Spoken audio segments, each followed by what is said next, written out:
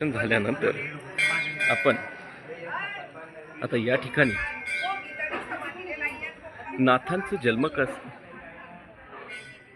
दाखवणार कानिफ नाथांचं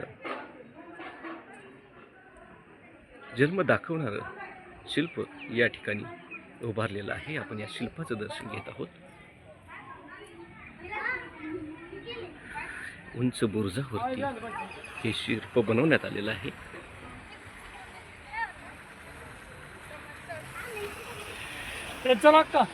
या बुरुजावरून दिसणारा हा परिसर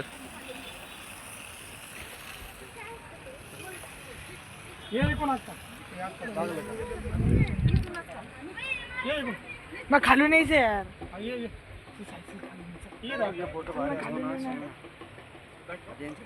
कानिफनाथ हत्तीच्या कानातून ज्यांचा जन्म झाला अशी ही कानिफनाथ माऊलींची ही जन्मस्थिती दाखवणारं हे शिल्प याचं आपण दर्शन घेतलेलं आहे।